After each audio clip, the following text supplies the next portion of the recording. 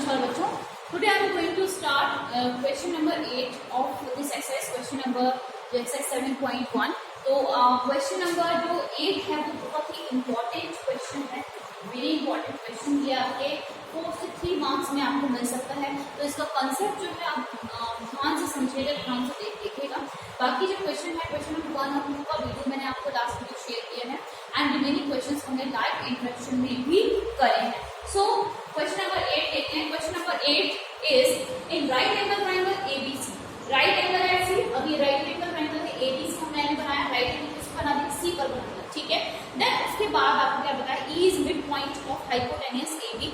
देखो यहाँ पे क्या बोला, एबीसी या ट्राइंगल बनाइए right angle at C, C पे लेना था, मैंने बना दिया एबीसी। अब एबी का मिड पॉइंट इन्होंने बोला है हाइपोटेन्यूज 90 डिग्री के सामने वाली हाइपोटेन्यूज होगी, इसका मिड पॉइंट के लिए बोला, मतलब ये बी एन जो होगा ए एन पी इक्वल होगा। मिड पॉइंट का मतलब क्या होगा, किसी लाइन को 2 पार्ट्स इक्वल पार्ट्स में डिवाइड करना, तो ये वाली साइड इसके इक्वल होगी। आगे बढ़ते हैं, जॉइन टू एम एबीसी,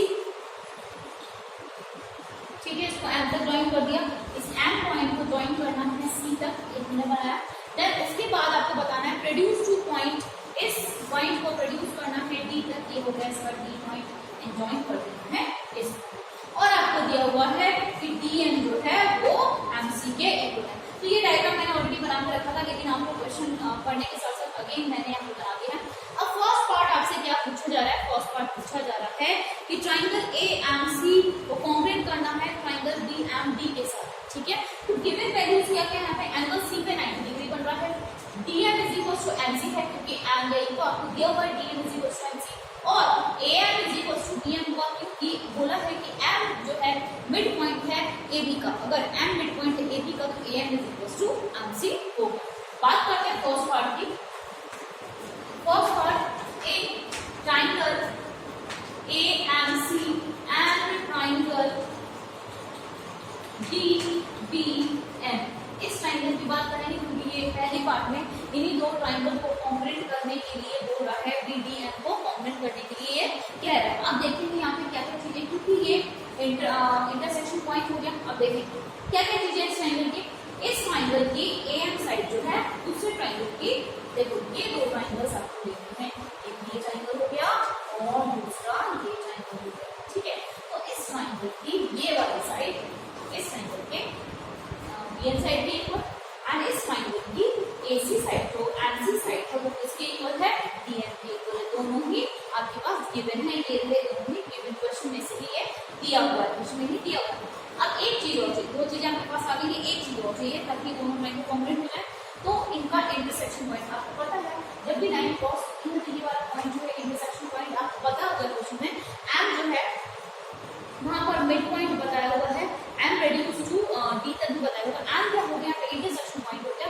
अब इंटरसेक्शन पॉइंट हो गया तो ये वाला एंगल जो होगा इस वाले एंगल के इक्वल होगा। एंगल नंबर 1 जो होगा वहां पर एंगल नंबर 2 के इक्वल होगा। जब आपको पता है, जैसे आपने लाइन्स और एंगल्स में भी देखा होगा कि जब इस लाइन क्रॉस होती है तो वहां पर वर्टिकली अपोजिट एंगल्स बनते हैं, तो ये वाला एंगल इसके इक्वल होता है और ये वाला एंगल अगर देखा जाए तो ये इसके इक्वल होगा। तो यहाँ पर ये एंगल 1 और एंगल 2 ये दोनों इक्वल होंगे क्योंकि इंटरसेक्शन पॉइंट एम है और इंटरसेक्शन किसी भी क्रॉस पर आमने सामने वाले एंगल्स इक्वल होते हैं, उनको हम क्या बोलते हैं, वर्टिकली अपोजिट एंगल बोलते हैं। तो यहाँ पे देख लेते हैं, लिखते हैं A M is equal to B M, इस ट्राइंगल की सारी इंफॉर्मेशन इसके साथ, इस ट्राइंगल की सारी इंफॉर्मेशन इसके नीचे, ठीक है बेटा। तो A M is equal to B M हो गया। एंगल 1, इस ट्राइंगल का एंगल 1 जो है इसके इक्वल एंगल 2 के इक्वल, क्योंकि वर्टिकली अपोजिट एंगल है, बी ओ ए वर्टिकल अपोजिट एंगल्स, क्योंकि एम जो है इंटरसेक्शन पॉइंट है।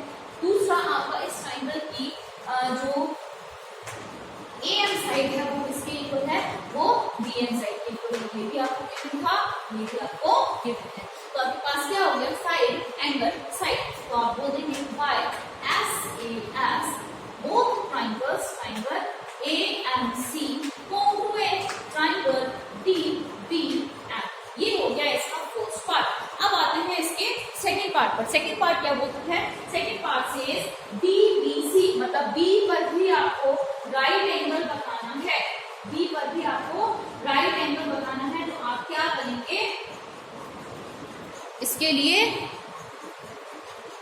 हियर अब आपने इन दोनों ट्राइंगल को ऐसे ऐसे कॉम्पोनेंट बता दिए, सीपी सीपी से इनके जो रिमेनिंग पार्ट्स हैं उनको हम इक्वल बताते हैं ताकि वो हमारे आगे वाले जो हमें प्रूफ करने पार्ट उसमें यूज कर पाएंगे। देखो सीपी सीपी से हमने क्या बता दिया कि इस ट्राइंगल का एसी पार्ट जो है एसी साइड क्योंकि इसका करस्पॉन्डिंग साइड है एसी साइड पे इस ट्राइंगल डीबी के इक्वल है एंड इसका एंगल 3 जो है एंगल 4 के इक्वल है। ठीक है, अब बात करते हैं सेकंड पार्ट की। सेकंड पार्ट क्या बोल रहा है, सेकंड पार्ट में आपको बताना है एंगल डीबीसी को राइट एंगल बताना है। तो आप क्या करेंगे, देखें डीबीसी को राइट एंगल बताने से पहले किस फॉर्म में आप इसको लेकर आएंगे। देखो ये वाली साइड इसके इक्वल है, कौन सी, डीबी जो साइड है वो एसी के इक्वल होता है और यहाँ से इस फॉर्म में एक लाइन जा रही है एसी को ज्वाइन करती है अपनी, तो इस एंगल को आपने 4 बताया, इसको 3 बताया। तो now we have angle 3 is equal to angle 4 which we have proved it above, यहाँ पर हमने प्रूफ कर दिया है। तो यहाँ पे ये क्या हो जाएगा, ये कौन सा एंगल होगा और डीबी जो है वो एसी के इक्वल है, तो ये क्या हो गई, AB is ट्रांसवर्सल, तो AB is ट्रांसवर्सल लाइन। तो ट्रांसवर्सल लाइन है तो उसके इस तरह से बने हुए एंगल जो होते हैं वो अल्टरनेटिव इंटीरियर एंगल कहलाते हैं। ये कौन से एंगल होते हैं, alternative interior angles. When alternative interior angles are equal in the transversal line then हो गया AC is parallel to DB होगा। ये वाली लाइन जो होगी कौन सी, ये DB जो होगी वो किसके, AC के पैरेलल होगी और उनको ज्वाइन करने वाली BC लाइन होगी वो कौन सी होगी, ट्रांसवर्सल लाइन होगी। अब आपको पता है ट्रांसवर्सल लाइन पर सेम साइड पर बनने वाले एंगल्स को को इंटीरियर एंगल कहते हैं। मतलब अगर यहाँ पे कोई एंगल है को इंटीरियर एंगल कहते हैं, और को इंटीरियर एंगल का टोटल कितना होता है, 180 डिग्री होता है। और एंगल C आपको पहले ही क्वेश्चन में दिया हुआ है कि ये जो है 90 डिग्री है, तो जब ये 90 है तो इसका वैल्यू कितनी आ जाएगी, 90 डिग्री आ जाएगी। तो यहाँ पे हो गया आपके पास, ठीक है। तो AB एंगल क्या parallel and BC is transversal, so angle B plus angle B and angle C are co-interior angle.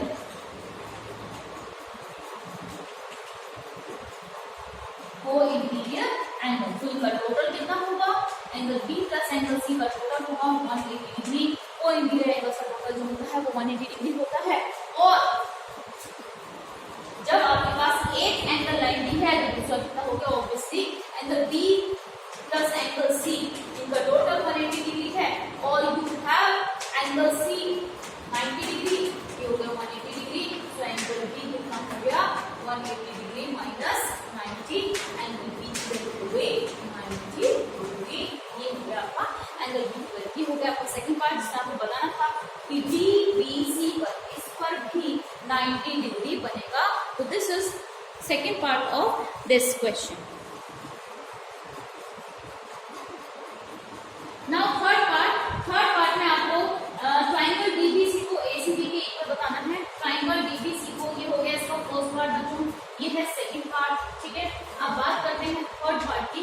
Third part में आपके पास एक ट्राइंगल DBC एंड ट्राइंगल, दूसरा ट्राइंगल आपके पास कौन सा है, ACB। ये दोनों को आपको कॉम्बिनेट करना है। देखो DBC ट्राइंगल में आपके पास DB जो साइड है वो किसके इक्वल है, DB साइड AC के इक्वल है। ये रहा विच वी हैव प्रूव, यहाँ पे लिखेंगे prove in above part, first part में प्रूव कर चुके हैं। और उस ट्राइंगल का कौन सा, DBC ट्राइंगल का एंगल B जो है इसके ट्राइंगल एंगल C के equal, both are 90 degree, which we have also prove in above part, second part. Clear. एक और बचता है, अब आप देख रहे होंगे दोनों की ट्राइंगल के अंदर BC साइड जो है कॉमन है। So BC is equal to BC भी हो गई कॉमन। तो यहाँ पे कौन सा criteria, side angle, side SAS, ठीक है। Both triangle DBC congruent triangle ACB हो गया, ठीक है। अब उसके CPCT से आप बता सकते हैं बाय CPCT में आप बता देंगे, क्या बता सकते हैं कि पूरी इस ट्राइंगल की DBC की DC जो होगी वो किसके इक्वल होगी, AB के इक्वल होगी। ये पूरी लाइन इक्वल है तो इनके हाफ भी इक्वल होंगे। वही हमसे इसके फोर्थ पार्ट में पूछा है। चलिए, तो फोर्थ पार्ट में आपसे क्या पूछा है, CM is equal to half of AB। अब आपने थर्ड पार्ट के CPCD में क्या बताया कि DC जो है AB के इक्वल है। मैं यहाँ पे लिख देती हूँ, DC किसके इक्वल, AB के इक्वल। तब पूरी लाइन एक लाइन जो है दूसरी लाइन के इक्वल है, मतलब दोनों की लेंथ इक्वल है तो उसका हाफ भी तो इक्वल होगा। तो मैंने यहाँ पे क्या कर दिया, हाफ ऑफ DC भी किसके इक्वल होगा, हाफ ऑफ AB के। अब हमें क्या करना है, CM को बताना है, CM is equal to half. अब देखो DC का हाफ क्या क्या हो सकता है, DC का हाफ हो सकता है DM और CM। DC जो है मैं इसको लिख सकती हूँ DC इज इक्वल टू, ये जो है इसके इक्वल है, ये है हाफ। आप ये लिख सकते हैं CM जो है ये वाला CM किसके इक्वल है, half of DC and DM को भी आप बता सकते हैं half of DC। Both are half of the DC, both are also equal. ठीक है, तो मैं यहाँ पे क्या लिखूंगी, DC की जगह मैं लिखूंगी CM is equal to half of the AB। यही आपसे इसके सेकेंड लास्ट पार्ट में, फोर्थ पार्ट में पूछा था कि इसका हाफ जो होगा वो किसके इक्वल आएगा, CM का हाफ, CM जो हो गया वो किसका हाफ हो गया, AB के इक्वल हाफ हो गया।